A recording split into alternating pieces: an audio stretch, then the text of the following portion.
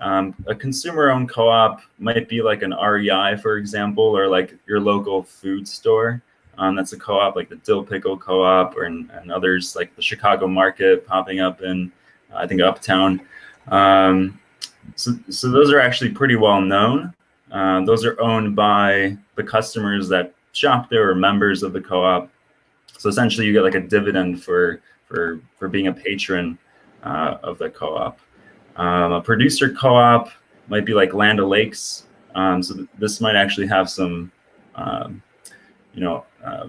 applicability to the hemp industry, maybe even the cannabis industry or recreational cannabis industry at some point. But in the past, producer co-ops might be, like dairy farmers and things like this, or traditionally. And consumer co-ops might also be owned by like the patients if you're applying that to the cannabis industry. So, patients could buy into a grow op, and then that grower would grow for a select number of members, similar to like what they might have in Michigan. So those are some models. When you say similar to what they might have in Michigan, does that entail its previous medical cannabis laws that they had, in the sense that you would have a caretaker who could grow for other people, or what did you mean by Michigan? Yeah, exactly. Yeah. Okay. And that's been a model for California and Washington. I mean, that's been the whole medical model as far as, It was the earliest medical model, was with the caretakers who would grow for patients, but that has been replaced, especially in the Midwest, with the more of the Illinois model, where it's, for all intents and purposes, adult use cannabis, except you have a medical card. Yeah. Well, it's nice that you have that infrastructure, because it used to be, they would pop up everywhere, which is fine. People, survival of the fittest, I think, when it comes to capitalism. But, when it evolved from just a small group of people to, hey, I'm going to open a store, and then when you walk into my store, I need you to sign this paper that says you're part of our group. And then when you leave the store, I need you to sign this paper that says that you are not part of our group no more. For 10 minutes I was there as part of a collective.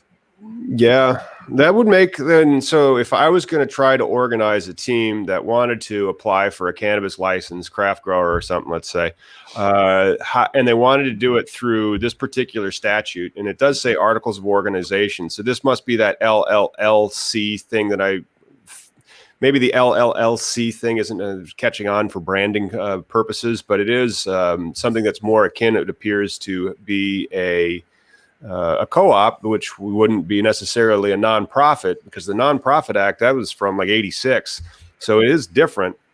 But then how do you structure it in such a way that you can have the 51% ownership and control aspect for the social equity points, if that's the way you're doing it? But then if you have a co-op, of course, then the hard part is like 10 full-time employees, and you'd have to have the right mix for the social equity. And so the employee route might be easier, because then it avoids the question about ownership and control, and also if the profits interest really isn't there, because it belongs to the workers. That's interesting. But then, are you going to be able to cash flow from the time that you apply until the time that they announce the licenses, and still have sufficient capital allocation to be able to then open your doors? So that. How would you address the capital raise of the stuff that you need? I mean, it's expensive. Like, I'm looking at one of these things and I'm like, man, the legal fees on this would be ridiculous, because it's new and it's going to take time, and it's lawyers don't work for free. That's how they are,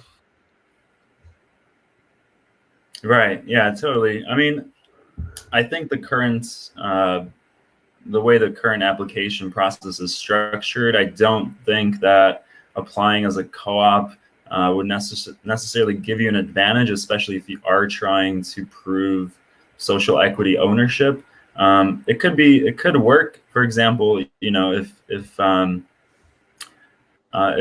the person applying, was a social equity applicant themselves. However, in a worker-owned company, essentially each person has 100% ownership. So it'd be difficult to say one person has majority. It would be practically impossible. So Yeah, I'm sure there are ways around it. I'm sure there's some flexibility. Yeah. However, yeah, I think if you're applying this year, I don't think, applying as a co-op is an advantage. Are Yeah. there limits to your guys' medical licenses? Because that's what I was trying to get to. Was I think it's great that you guys have a recreational and medical infrastructure, whereas back in the Wild West they would just open the door, people sign in and be like, "Look, I'm legal, technically, I think, but we'll fight that in court later on." But you, as a co-op, being a medical co-op, right? Is that what you're going for? No, so we're currently a hemp business, so we sell CBD products. However, we're structured as a worker-owned company, meaning, anyone who Works for the company essentially an interest. works for the company, or gets voted in as a member in exchange for sweat equity or some sort of capital contribution. They become an owner of the company. So Nice. it is. I mean, there's definitely a lot we can talk about as far as how to run a co-op and how to start one. But we can just go back to like the fundamentals a little bit. So like explaining to folks a little bit more about why you should even maybe consider starting a co-op. What are some of the advantages? What are some of the reasons you might want to look into starting one? Because it's not the only way to run a company, but it is one way. Oh. All right. Well, let's. What are some of the reasons that you started this co-op for? Yeah. So I see. I kind of see like where U.S. capitalism is kind of leading us in the first place. We have people working from home now due to this coronavirus.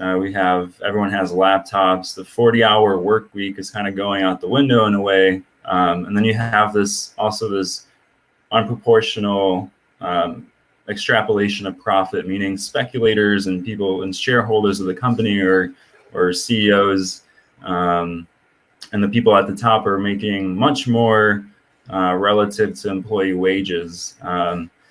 So this is more like a cultural shift of how to run a company in the first place. So offering more control to people who contribute to the growth of the company over time. It applies really well to startups too. So, sharing equity and how do you put up then with the people that want to just some people are just hardwired for authority, and like I've done a lot of startups.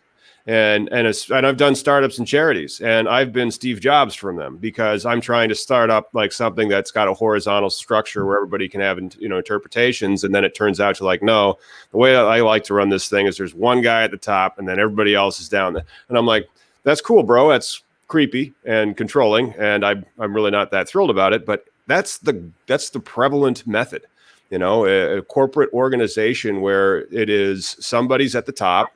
And everybody else is, what do they call that in management? Slaves? Delegated. Oh, delegated. I delegate stuff. Yeah. But it's a subordinate in a way. Right. It's very much chain of command is clear. A lot of companies function like the military in that way. But the beer industry has it under wraps, right? Like Lagunitas is all employee owned. There's definitely lots of companies out there that are employee owned. I think that's great that you're creating that sort of business model.